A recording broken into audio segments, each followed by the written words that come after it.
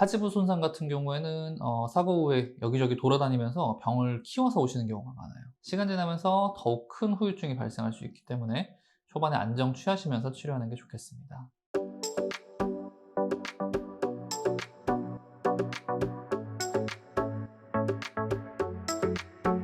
교통사고 후유증은 척추 주변의 통증 이외에도 다양한 증상을 동반할 수 있습니다. 첫 번째는 뇌진탕입니다. 사고 당시 이제 두개부에 타박이 있었거나 머리가 앞뒤로 크게 흔들렸는데 일시적인 기억 상실이나 의식 소실, 방향 감각 장애, 두통, 어지럼, 구토, 이명 이런 증상까지 동반될 경우에는 머리 쪽 CT를 한번 찍어보는 게 좋습니다. 만약 이 머리 CT상 출혈 소견이 없다면 뇌진탕을 의심해 봐야 되고 초기에 안정을 취하고 치료하는 것이 굉장히 중요합니다. 두 번째는 팔과 손목 통증입니다. 운전 중에 보통 이렇게 핸들을 붙잡고 있잖아요. 사고 당시 충격이 이 손목이나 팔꿈치, 이 어깨 쪽으로도 많이 전달됩니다. 이쪽은 보통 근육보다는 힘줄이나 인대 쪽 손상이 많고 일상생활을 하면서 많이 쓰기도 하다 보니까 회복이 좀 더딘 경향이 있어요. 최대한 쓰지 않으면서 꾸준하게 치료를 받으셔야 됩니다.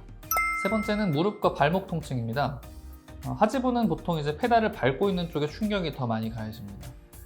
가장 많이 발생하는 거는 이 발목 쪽 인대 염좌고 브레이크를 밟고 있다가 발목 쪽에 충격이 가해지는 거죠. 경우에 따라서는 이제 무릎이나 고관절 쪽 손상이나 아니면 대퇴부 근육 손상이 발생하는 경우도 있습니다. 특히나 이제 나이가 있으신 분들은 근육이 적어서 관절로 가해지는 충격을 잘 흡수를 하지 못하는 경향이 있어요. 그래서 관절적 손상이 더 크게 오는 경향이 있고요. 근데 사람이 살면서 이제 걷지 않을 수는 없잖아요. 그래서 하지부 손상 같은 경우에는 사고 후에 여기저기 돌아다니면서 병을 키워서 오시는 경우가 많아요. 시간 지나면서 더욱 큰 후유증이 발생할 수 있기 때문에 초반에 안정 취하시면서 치료하는 게 좋겠습니다. 통증이 완전히 치료되는 기간은 사람마다 다르지만 보통 교통사고 후유증 통증은 3개월이 지나도 한 50% 절반 정도는 남아있고 6개월이 지난 후에 30%, 1년이 돼도 한 24% 정도는 남아있다고 합니다.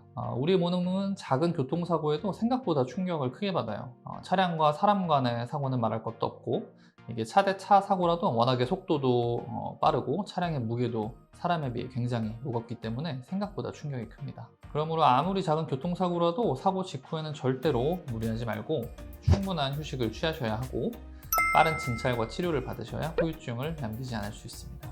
특히 통증이 점점 심해지거나 앞에서 말했던 두통이나 어지럼 아니면 팔다리 저림 이런 신경학적인 증상이 동반될 경우에는 단기간이라도 입원 치료를 하는 게 회복을 앞당길 수 있습니다. 입원 치료는 오전과 오후 하루 2번씩 집중적으로 치료를 받을 수 있고 무엇보다도 병원 안에서 완전히 좀 안정을 취하면서 치료를 받을 수 있기 때문에 실제로 통원 치료에 비해서 회복 속도가 굉장히 빨라요. 또 한방병원 치료의 장점이 ICT 같은 물리치료와 도수치료, 진통대처방 같은 양방치료와 함께 한약치료, 침치료, 추나치료, 약침치료, 부항치료, 뜸치료 같은 한의학적인 치료까지 한 곳에서 함께 받을 수 있다는 점이에요. 실제로 환자 만족도가 양방 단독 치료군에 비해 굉장히 높습니다. 마지막으로 이제 골절 환자의 경우에는 한방병원 치료가 굉장히 좋죠. 일단 안정적인 입원 치료도 가능하고 흔히 이제 뼈잘 붙는 한약이라고 하는 적골탕도 처방이 가능하고요. 적골탕에 들어있는 약재들은 이제 골절 회복에 도움이 된다는 논문도 많이 나와 있고 실제로 저희가 적골탕 투약하면서 치료하는 골절 환자들은 확실히 회복도 더 빠르고 후유증도 거의 남지 않는 경향이 있는 것 같습니다. 이번 영상에서는 교통사고 후유증이 남지 않도록 잘 치료받을 수 있는 방법과 입원 치료의 좋은 점에 대해 알아보았습니다. 영상에서 배우신 대로 사고가 났을 경우 먼저 안정을 취하고 꼭 초반에 치료를 잘 받으신다면 후유증 없이 건강한 몸을 지키는 데 도움이 되실 겁니다. 궁금한 사항이 있으시다면 언제든지 댓글 부탁드립니다. 앞으로도 유익한 영상으로 찾아뵐 수 있도록 좋아요와 구독 부탁드립니다. 감사합니다.